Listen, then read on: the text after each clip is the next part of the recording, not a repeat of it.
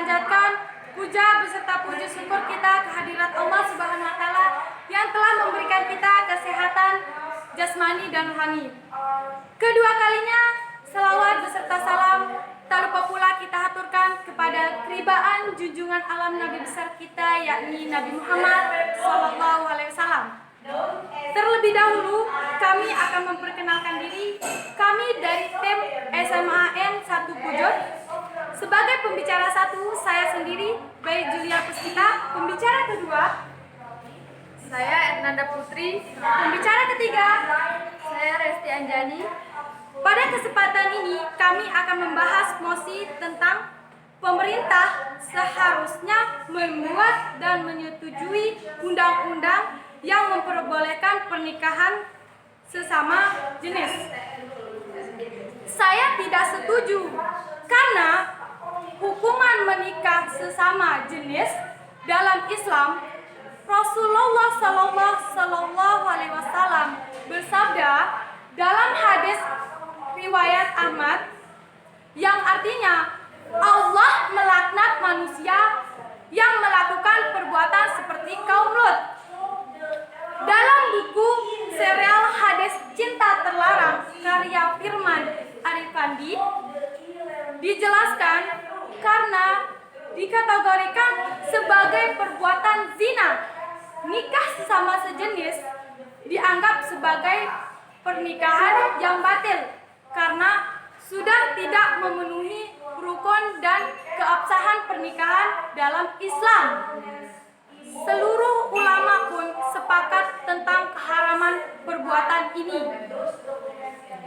Para ulama dari kalangan sahabat seperti Sayyidina Abu Bakar Shiddiq merupakan salah satu dari pendapat Imam Ahmad dan Imam Syafi'i yang menyatakan hukum menikah sesama jenis lebih dari had zina, hukuman zina. Disebutkan pula hukumannya bisa dibunuh pada setiap keadaan, baik dia itu yang sudah menikah atau yang belum menikah. Kedua hukumannya disamakan seperti zina. Hal ini merupakan pendapat Hatta bin Abi Rabah, Al-Hasan Al-Basri, Sa'id bin Musayyib, Ibrahim An-Nakha'i, dan Al-Khuzai serta Imam Syafi'i. Sedangkan terdapat pendapat lain dari Al-Hakam dan Imam Abu Hanifah bahwa hukumannya selain kedua hukum tadi, yaitu tazir, hukuman yang dijatuhkan atas dasar kebijaksanaan hakim. Lalu, bagaimana hukumnya pernikahan sesama sejenis dalam Islam? Banyak orang yang mendukung pelegaran pernikahan sesama jenis beranggapan mengenai kesamaan hak asasi manusia. Kaum gay atau lesbian harus diberlakukan sama, padahal itu merupakan suatu penyimpangan seksual. Dan dalam Islam, hal tersebut merupakan dosa besar. Sudah sepantasnya perilaku sodomi yang kini terkenal dengan gay lesbi dilarang keras. Bahkan Nabi Muhammad SAW bersabda, siapa saja yang kalian temukan melakukan perbuatan umat Nabi Lut, bunuhlah mereka, baik yang mensodomi maupun yang disodomi. Tidak hanya Islam, pernikahan sesama jenis ini dilarang oleh semua agama dan adat istiadat di seluruh dunia. Dr. Muhammad M. Abu Layla, Profesor Studi Islam dan Perbandingan Agama di Universitas Al-Azhar mengatakan bahwa tindakan pernikahan sejenis adalah dosa buruk yang Allah telah larang dalam semua agama samawi, bahkan dalam kehidupan paling primitif sekalipun.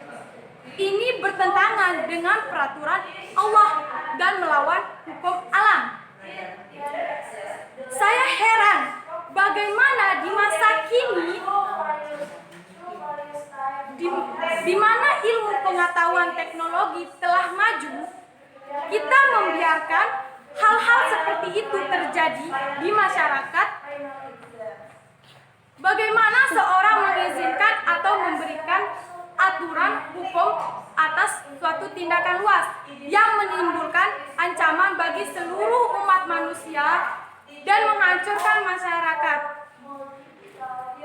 Dalam kedua perjanjian lama dan perjanjian baru, semua nabi Allah melarang kegiatan jahat seperti itu dan menghukum berat mereka. Sekian dari saya, terima kasih. Assalamualaikum warahmatullahi wabarakatuh. Assalamualaikum warahmatullahi wabarakatuh. Saya Ernanda Putri sebagai pembicara kedua akan melanjutkan pembahasan dari pembicara pertama.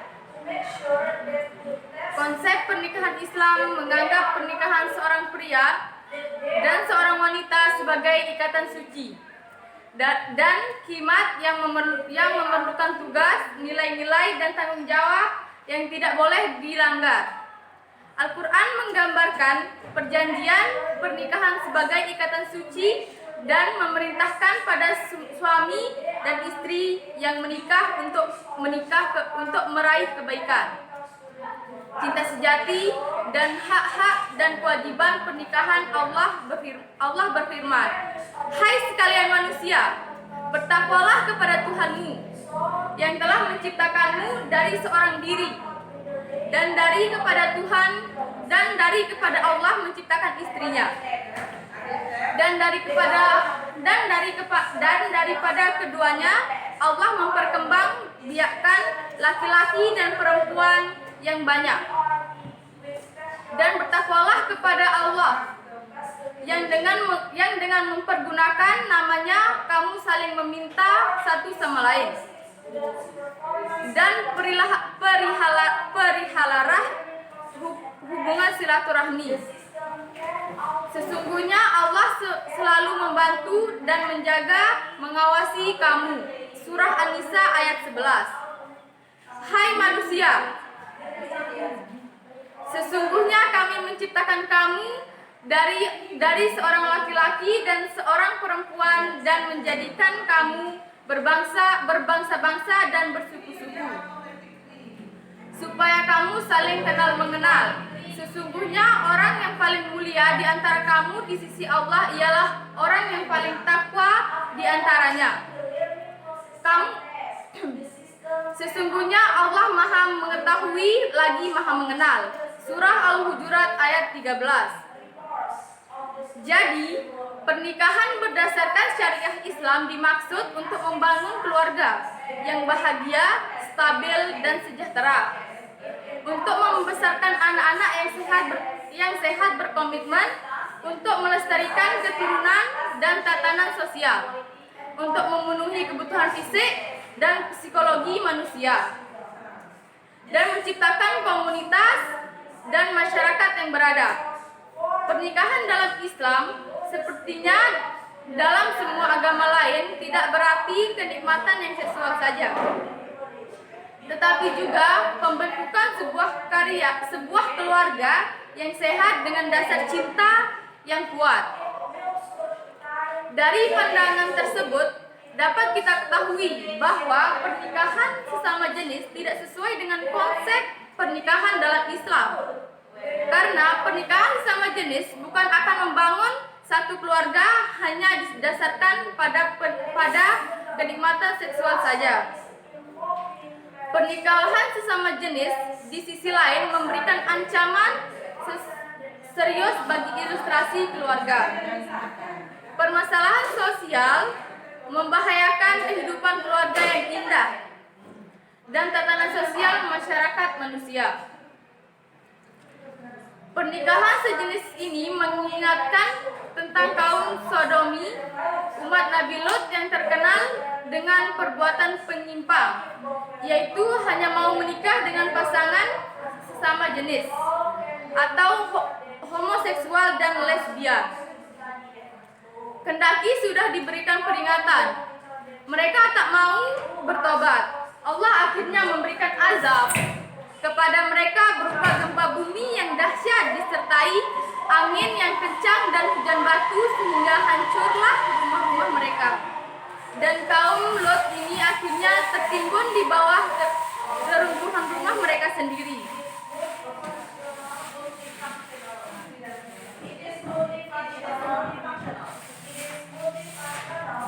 Maka tak kalah azan kami jadikan negeri kaum Lot itu terjungkir sehingga yang di atas ke bawah, dan kami hujani mereka dengan batu dari tanah yang terbakar dengan bertubi-tubi. Surah Hud ayat 82. Ini tentang penjelasan bahwa pernikahan sesama jenis terlarang. Kesamaan kisah kaum Sodom dengan kota Pompei. Gunung Vesuvius adalah simbol negara Italia, khususnya kota Naples. Gunung yang telah membisu sejak 2000 tahun yang lalu itu juga dinamai dengan Mountain of Warning, gunung peringatan. Tentunya pemberian nama ini bukanlah tanpa sebab. Azab yang menimpa penduduk Sodom dan Gomorrah, yakni kaum Nabi Lut alaihissalam, sangatlah mirip dengan bencana yang menghancurkan kota Pompei. Di sebelah kanan gunung Vesuvius terletak kota Naples, sedangkan kota Pompei berada di sebelah timur gunung tersebut. Lava dan debu dari letusan maha dahsyat gunung tersebut yang terjadi 2 milenial yang lalu membumi hanguskan penduduk kota. Malapetaka itu terjadi dalam waktu yang sangat mendadak sehingga menimpa segala sesuatu yang ada di kota, termasuk segala aktivitas sehari-hari. Pemusnahan Pompei dari muka bumi oleh bencana yang demikian dahsyat ini tentunya bukan tanpa maksud. Catatan sejarah menunjukkan bahwa kota tersebut ternyata merupakan pusat kemaksiatan dan kemungkaran. Kota tersebut dipenuhi oleh meningkatnya jumlah lokasi perzinahan atau prostitusi. Saking banyaknya hingga jumlah rumah-rumah pelacuran tidak diketahui. Organ-organ kemaluan pria dengan ukurannya yang asli digantung di pintu tempat-tempat pelacuran tersebut. Menurut tradisi ini yang berakar pada kepercayaan Mitrai, organ-organ seksual dan berhubungan organ-organ seksual dan hubungan sepatutnya tidaklah tabu dan dilakukan di tempat tersembunyi. Akan tetapi hendaknya dipertontonkan secara terbuka. Dalam konteks ini, terdapat aspek bencana tersebut sangat sulit untuk dimengerti. Bagaimana bisa terjadi ribuan manusia tertimpa maut tanpa melihat dan mendengar sesuatu apapun? Aspek ini menunjukkan bahwa penghancuran Pompei mirip dengan peristiwa azab yang dikisahkan dalam Al-Quran.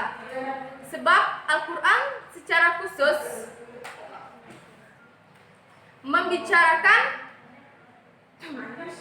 mengisyaratkan pemusnahan secara tiba-tiba. Ketika mengisahkan peristiwa yang demikian ini, misalnya penduduk suatu negeri,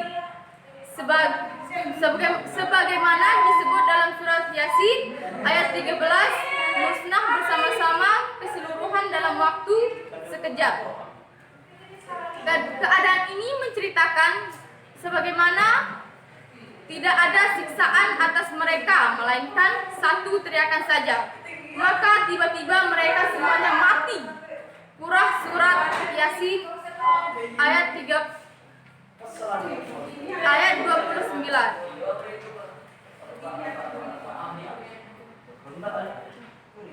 Sekian dari saya. Wassalamualaikum warahmatullahi wabarakatuh. Assalamualaikum warahmatullahi wabarakatuh. Saya Resti Anjani sebagai pembicara 3 akan menegaskan pendapat pembicara 1 dan pembicara 2 tentang pemerintah seharusnya membuat dan menyetujui undang-undang yang memperbolehkan pernikahan sesama jenis. Sebagaimana telah disebutkan oleh pembicara 1 dalam sabda Rasulullah Shallallahu Alaihi Wasallam bahwa Allah Subhanahu Wa Taala akan melaknat orang-orang yang menikah dengan sesama jenis. Sebagaimana disebutkan oleh pembicara 2 dalam Quran surah An-Nisa ayat 1 bahwa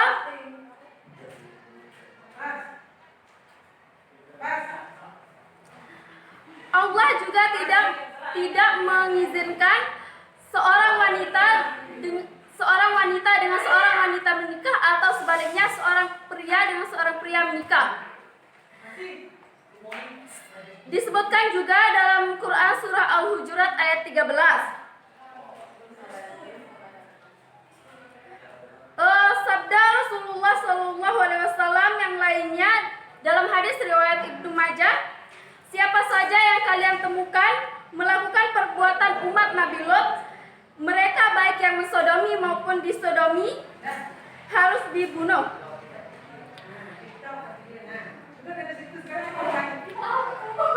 Saat ini sedang heboh dibahas mengenai pelegalan pernikahan yang dilakukan oleh sesama jenis.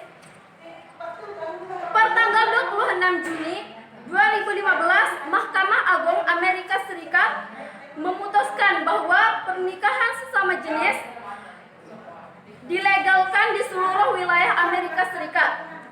Presiden Barack Obama menyebut putusan itu sebagai kemenangan Amerika Serikat. Mahkamah Agung dalam putusannya mengatakan pernikahan sesama jenis dilindungi hukum sehingga tidak ada yang bisa melarangnya. Putusan itu berlaku sekitar 20-an negara yang melegalkan pernikahan sesama. Putusan itu berlaku di 50 negara bagian di seluruh Amerika Serikat. Amerika Serikat menjadi satu dari 20-an negara yang melegalkan pernikahan sesama jenis, menyusul Belanda, Spanyol, Kanada, Afrika Selatan, Selandia Baru, dan lain sebagainya. Di dunia maya pun, dukungan atas putusan Mahkamah Agung tersebut ditunjukkan dengan tagar di sosial media.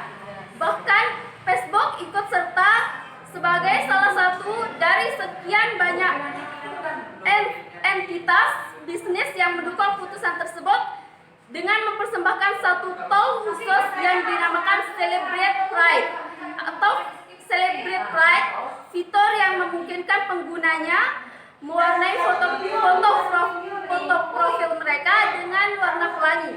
Warna pelangi dianggap simbol kebanggaan kaum gay dan lesbian.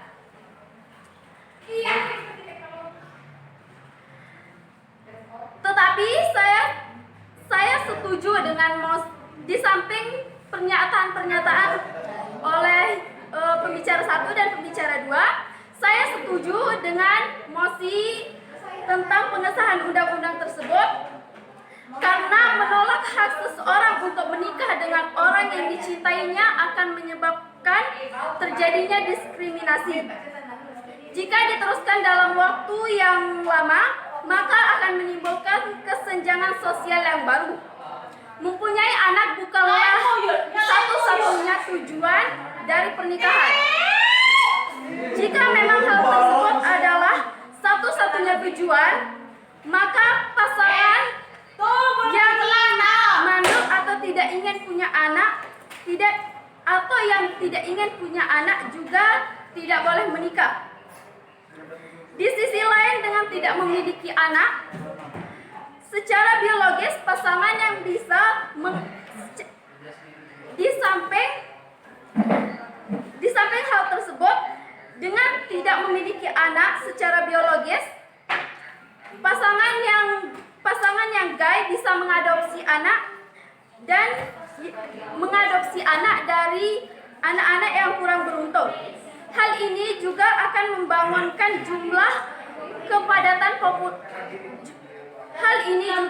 menurunkan jumlah popularitas manusia di Indonesia. Berkaitan dengan kecerdasan anak, riset di Universitas of Melbourne pada tahun 2014 menunjukkan bahwa anak yang diasuh oleh pasangan gay memiliki prestasi 6% lebih tinggi daripada anak pada umumnya yang diasuh oleh pernikahan seorang wanita dan pria. Berkaitan dengan kesehatan psikologisnya juga menjadi lebih baik. Menurut penelitian UCLA, San Francisco State University, dan the University of Massachusetts at Amherst, pasangan yang tidak diperbolehkan menikah akan cenderung mengalami stres yang lebih tinggi dibanding pasangan yang lain, sehingga hal tersebut menimbulkan dampak kepada anak yang dilahirkan dari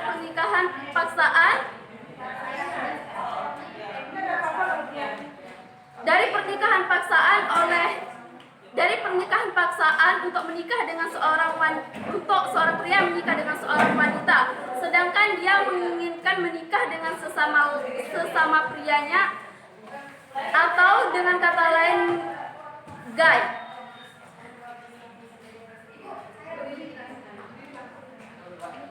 Banyak penelitian menunjukkan pernikahan yang dilakukan pasangan heteroseksual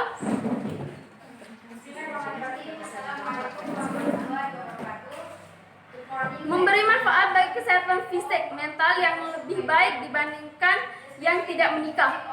Lalu bagaimana pernikahan sesama jenis yang sudah mulai dilegalkan di beberapa negara?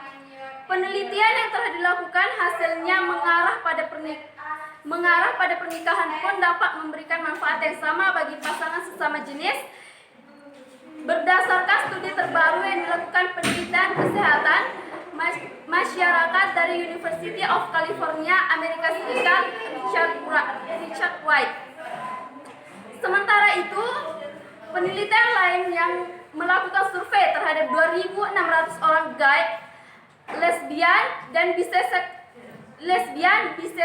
biseksual, dan survei terhadap 2.600 orang gay, lesbian, dan biseksual menemukan mereka yang diakui secara hukum melaporkan tingkat stres yang lebih rendah, gejala depresi sedikit, dan memaknai hidup jadi lebih berarti dibandingkan hubungan komitmen tanpa hukum seperti dilansir laman The Times of India pada tahun 2015. Tidak diketahui dengan pasti alasan dibalik manfaat positif dari pernikahan sesama jenis tersebut. Namun, para penelitian memprediksi karena jumlah faktor tidak memiliki hubungan yang jelas atau keuangan yang membaik. Sekian dari saya. Assalamualaikum warahmatullahi wabarakatuh.